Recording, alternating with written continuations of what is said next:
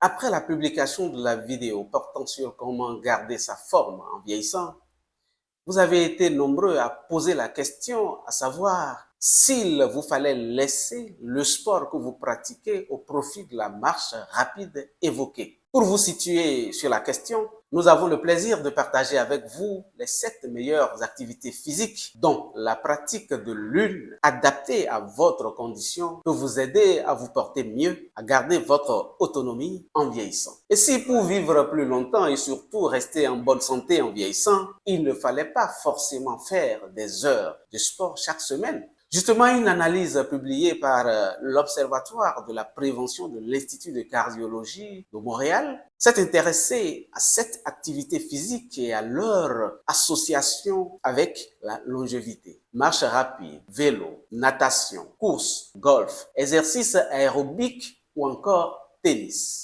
Certaines activités semblent particulièrement intéressantes avec parfois seulement 1 à 2 heures de pratique chaque semaine. Alors, quelles sont ces activités? Pendant combien de minutes faut-il réellement les pratiquer? Et surtout, faut-il absolument faire du tennis ou courir pour gagner des années de vie? C'est ce que nous allons voir à travers cette vidéo. L'analyse présentée par l'Observatoire porte sur plus de 272 000 personnes âgées en moyenne de 70 ans. Les chercheurs se sont intéressés à cette activité physique pratiquée pendant les loisirs et ont observé leur relation avec le risque de décès, notamment les décès liés aux maladies cardiovasculaires. Les 7 activités sont la marche, les exercices aérobiques, le cyclisme, le golf, la natation, la course à pied et les sports de raquettes.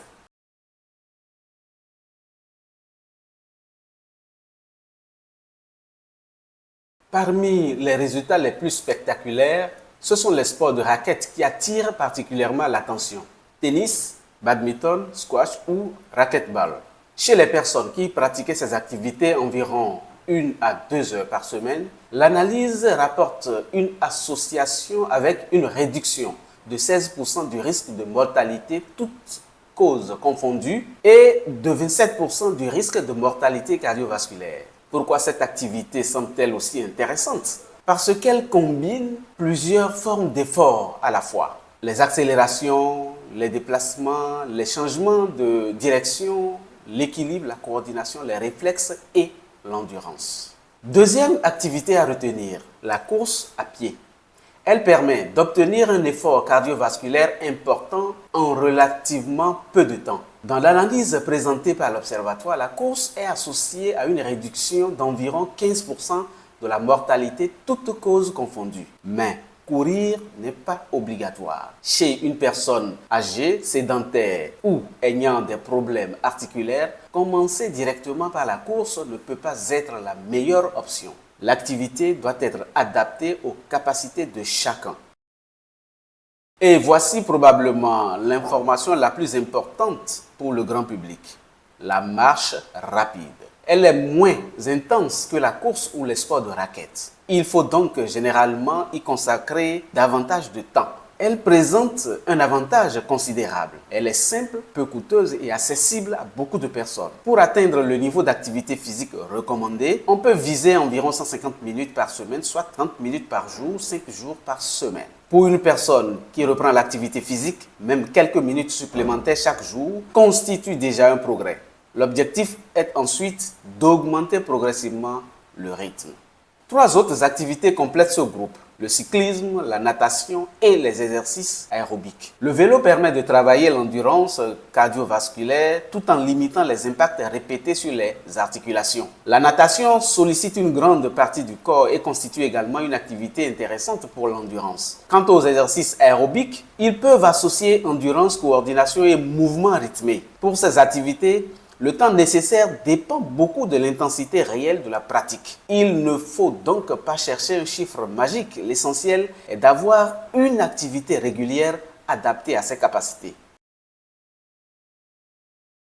Le golf figure également parmi les activités étudiées. Il est moins intense que la course ou les sports de raquettes, mais une partie jouée en marchant peut représenter une quantité importante de déplacement. L'étude révèle d'ailleurs que les bénéfices associés au golf augmentent avec le temps consacré à sa pratique. Cela rappelle une leçon essentielle. Une activité physique n'a pas besoin d'être extrêmement intense pour être intéressante. Mais alors, pourquoi parle-t-on parfois d'1 à 2 heures par semaine alors que les recommandations internationales parlent de 150 minutes? Justement parce que toutes les activités n'ont pas la même intensité. 1 heure de marche rapide et 1 heure de course ne représentent pas le même effort. Plus l'activité est intense, moins il faut de temps pour obtenir une dépense énergétique importante. C'est pourquoi il ne faut pas opposer les deux chiffres. 150 minutes d'activité modérée reste une excellente référence. Mais une activité plus intense peut permettre d'obtenir des bénéfices comparables avec moins de temps.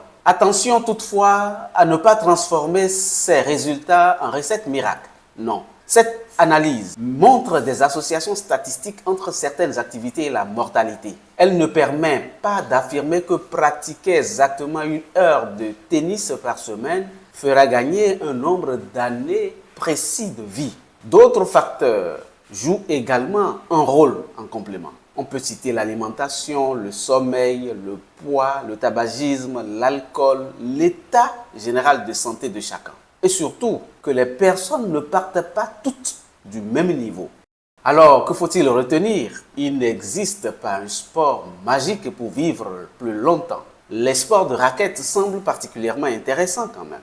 Mais la course offre également des résultats favorables. La marche rapide, le vélo, la natation, les exercices aérobiques ou même le golf peuvent eux aussi contribuer à maintenir une bonne condition physique. Enfin, le meilleur sport est finalement celui que vous pratiquez régulièrement avec plaisir et sans vous mettre en danger. Et donc, vous l'avez compris, pour préserver sa santé en vieillissant, il n'est pas nécessaire d'être un grand sportif. Une marche rapide régulière, quelques séances de vélo, de natation, d'exercices aérobiques ou, pour ceux qui le peuvent, la pratique d'un sport de raquette peuvent déjà contribuer à rester actif et à réduire les risques associés à la sédentarité. Le plus important est de commencer, de progresser et surtout de continuer. Et si vous êtes âgé, si vous êtes sédentaire ou si vous avez une maladie chronique, n'hésitez pas à demander conseil à un professionnel de santé avant de commencer une activité physique intense. C'était Bruno Wessou, journaliste spécialisé en santé et expert en communication pour la santé. Si cette vidéo vous a été utile, abonnez-vous à la chaîne pour ne rater aucune information dédiée à la santé. Partagez autour de vous et dites-nous dans les commentaires quelle activité physique pratiquez-vous pour garder votre vitalité. À très bientôt pour une autre vidéo santé.